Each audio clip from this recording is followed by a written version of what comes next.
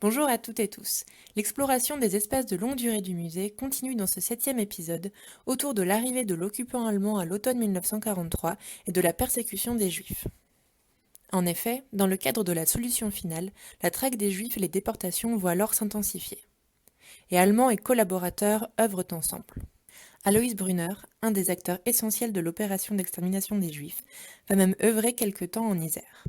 Cette fois, les Juifs de nationalité française n'échappent plus à la déportation, et le piège se referme alors sur ceux qui s'étaient réfugiés en Isère. Cependant, la Suisse est une échappatoire.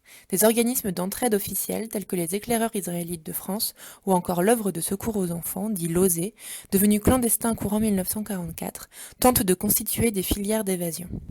L'OSE cherche et trouve des familles d'accueil dans tout l'Isère, et des centaines de réfugiés trouvent ainsi des lieux de cache. Par ailleurs, le départ précipité des Italiens le 8 septembre 1943 et l'arrivée des Allemands dans la nuit du 8 au 9 septembre constituent une véritable rupture. Cette nouvelle occupation va entraîner de nouveaux engagements résistants et surtout finir d'achever la rupture de l'opinion publique vis-à-vis de Vichy. Elle correspond aussi à une escalade de la violence. La 157e division alpine du général Pflaum et des unités de la Gestapo arrivent alors en Isère. La police secrète d'État s'installe au 28 cours Beria à Grenoble et se consacre en priorité à la traque des Juifs et des résistants, avec l'appui des miliciens et autres groupes collaborationnistes. Grenoble est en guerre. Les groupes francs de la résistance entament une véritable guérilla urbaine à laquelle l'occupant va répondre par une répression croissante. Le 11 novembre 1943, des Grenoblois souhaitent commémorer l'armistice de 1918 par une grève et une manifestation patriotique organisée au monument au Diable bleu. Plus de 1500 personnes sont présentes, et malgré la tentative de dispersion menée sous la protection de la police française, les Allemands cernent et arrêtent 600 manifestants. Plus de 400 d'entre eux sont déportés quelques jours plus tard. En outre, dans la nuit du 13 au 14 novembre 1943, les résistants font exploser le polygone d'artillerie qui contient les réserves d'armes de l'occupant. Le stock est quasiment totalement détruit. Le 2 décembre, les résistants parachèvent le travail en faisant sauter la caserne de Bonn où avait été rapatrié le reste des munitions.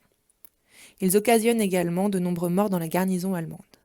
Mais la résistance va aussi subir une terrible vague d'arrestations et d'assassinats. Du 25 au 29 novembre, une équipe de tueurs du Parti populaire français, un parti collaborationniste, et de la milice assassine 11 résistants. Les victimes sont les principaux responsables de la première résistance, celle de 1941-1942. Cette hécatombe restera dans les mémoires comme la Saint-Barthélemy grenobloise, en raison de sa brutalité froidement affichée. On retrouve en effet les corps mutilés dans les rues ou à l'entrée des villages. La résistance tente de répondre à sa manière aux exactions allemandes et miliciennes. Mais si les manifestations de masse sont à proscrire, les actions deviennent militaires. Il s'agit alors de professionnaliser la résistance, de la faire entrer dans une logique de guerre. Les groupes francs et l'armée secrète vont alors multiplier les sabotages. Et malgré les risques et les représailles, les résistants sont de plus en plus soutenus par la population. Je vous remercie pour votre écoute et vous dis à bientôt pour le 8e épisode.